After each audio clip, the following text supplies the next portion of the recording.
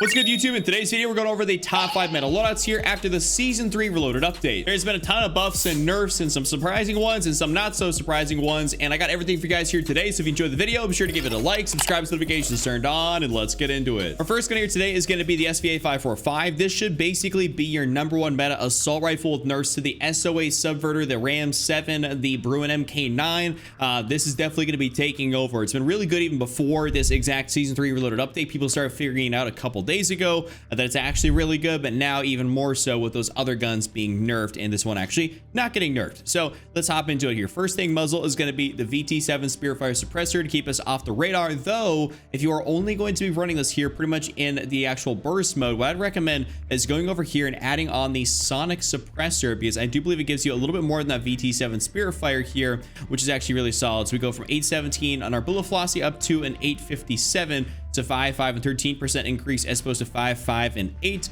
So I'd recommend for you guys to actually do this if you're going to be running it pretty much only in the burst mode, which is what I've been pretty much running it in the last few days. And I'm telling you what, you kind of notice that bullet velocity increase quite a bit. So I really actually enjoy that, and you don't get any recoil anyways in the burst mode. So it's actually a win-win. You don't have to worry about recoil control too much. Now in the barrel section, of course, you got to throw on the STV precision barrel, aiming auto sway, bullet velocity and range, gun kit control, and recoil control. Pretty much all the recoil control, components you're gonna need for this build. It really doesn't have much, so you pretty much lucked out right there. After that, we go skip the underbarrel section, go to the ammunition, and we're gonna throw on the 5.45 high grain rounds. What this does is bolster us up to well over 1,000 meters per second in bullet velocity, which is super sick. And it also helps with our effective damage range and our minimum, making it so that we can down people very, very quickly and effectively here in Warzone. So definitely recommend for you guys to run the high grain rounds. Now we're gonna go down to the magazine section, throw on the 60 round mag. Even though you are running this in the burst or pretty much firing 2 shots at a time, I'd recommend still to run the 60. It does make sense to run that 45. It feels so much better playing duos, trios, quads, solos, even that, running a 60 round mag. And lastly, optic section, to go in here and use the Jack glassless optic, a beautiful optic that works so well on a various amount of guns for various scenarios. So I'd recommend for you guys to run the Jack glassless here on this one. So this is my full SVA 545 build. Hope you guys enjoy this one. Next up, let's give you guys a build here for the striker, because there's been some nerfs, of course, to the HRM9, the Ram 9. I'm looking over here at my patch notes, and a few other different guns, but the striker actually got a pretty nice sprint to fire buff, which is a little bit nuts, and some other different damage buffs and stuff like that. So it's actually going to be really solid, and so you guys are definitely going to have to be using this. So muzzle category wise, we're going to go through on that Zeman 35 compensated flash hider to shorten the radar pings, help with the vertical recoil control, horizontal and firing aiming stability. We're going to make this thing very mobile, and it's really not going to have hardly any recoil, which is going to be really nice. So I recommend for you guys to run this. Barrel section, you go through on that striker recon long barrel. If you take a look between this one here and the elite long barrel, you actually get more of that damage range increase here with this, but of course you don't get the recoil control benefits of the elite long barrel, which is not something I run on either the striker or the striker 9. I always just go for the regular long barrel. The striker 9, by the way, it will still be fantastic. It did not actually catch any nerfs, so you guys will be okay if you want to still run that. This is just covering some newer guns that are getting touched. So there's that.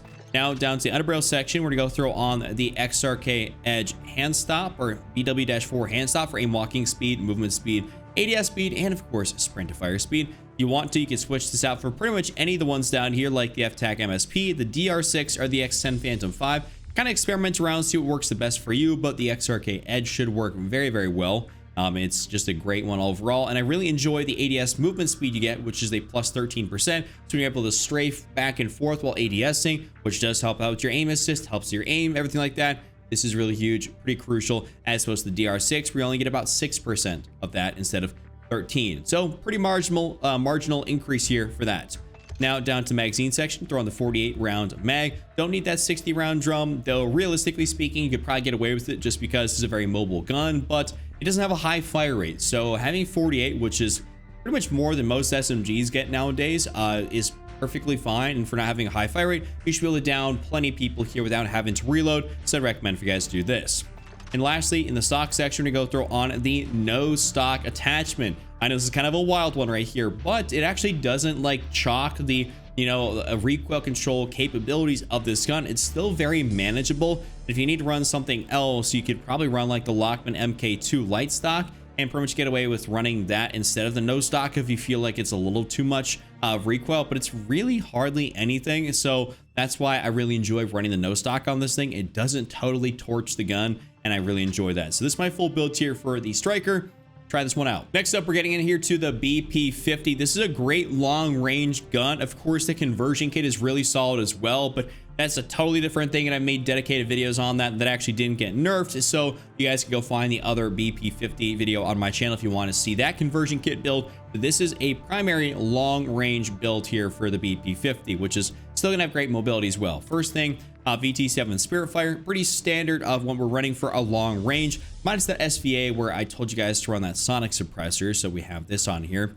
Barrel section, we go through on the Lore-9 heavy barrel, giving us an increase in bullet velocity and range, gun kit control, recoil control, and firing aiming stability. Beautiful thing to be able to have, makes this gun super usable at range.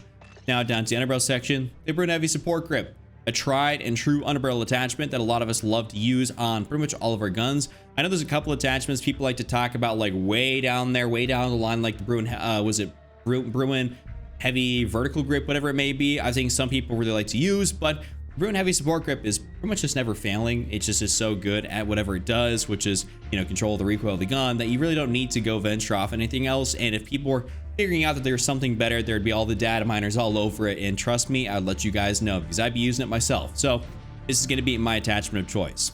Now down to the magazine section, I'm going to go through on the 45 round mag. That's pretty much like the only downside to this right here, is that there's only the 45. Unfortunately, I wish there was something else a little bit bigger considering the fire rate. It's actually pretty high. And then lastly, in the stock section, we go through on the Moat-40 stock, which is a great attachment. If you guys don't want to run the stock, you could go run an optic and just, you know, take off the stock, run like your Jack glassless, and have very, very minimal recoil, and that's going to be awesome as well. So this is a great resurgence style build here for a primary assault rifle. Try this one out. Next up, we're taking a look here at the WSP9, aka the Uzi. This gun actually got a nice sprint to fire buff along with a couple other things, I do believe. And it's going to be a very hard medic attending SMG. I just really liked it even beforehand. I thought it was fantastic. Now it's going to be even better. So you're going to be flying around the map with this build. It's going to be absolutely elite. So let's hop in here. I'm hoping some of you guys can put that together. You know, we have the Bal 27 in this update, which we don't really have everything for, so I can't throw in the update. And I also call this thing elite. Supply drops. All right, let's get into it. So it's M35 compensated flash hider. That's all you guys need to know about this one. It does what it does. It does what it does perfectly, so we're throwing that on there. Barrel section, we go over here to the Hiss short light barrel, giving us an increase in ADS speed, sprint to fire, and of course sprint speed at pretty much no cons to our overall bullet velocity. Very minimal to our recoil control. This thing doesn't have that much recoil, and the Zenman's really all you need to control it, to be honest with you, so we can throw that on there and be okay. Underbarrel section, we're throwing the XRK Edge. I find that when you have the XRK Edge on this thing as opposed to like the DR6, I really enjoy that ability to strafe back and forth a lot more so. You know, I just really enjoy having that. When I was running the HRM, I was pretty much only running the DR6, but when I'm running this gun, I always got to go for that XRK Edge. It feels so much better to strafe back and forth. This is just one of those guns where it feels fantastic, so I'd highly recommend for you guys to do that. Now, magazine section, we're gonna go through on the 40 rounds mag, not the 50, though, because this build's gonna be so mobile, you could probably get away with running the 50. However, much like the striker, it doesn't have a ridiculously high fire rate, so you can still run the 40 and be totally okay, which is what I've been running whenever I run the WSP9, which is actually pretty frequently. So let's go ahead and run this on there. Now, stock section, we go through on the no stock here once again for a final attachment. Listen, between this, the striker, you're going to be flying around that map, and it's going to be wonderful. So run on the no stock, bolster up our mobility, and this is just a banger build. Straight heater.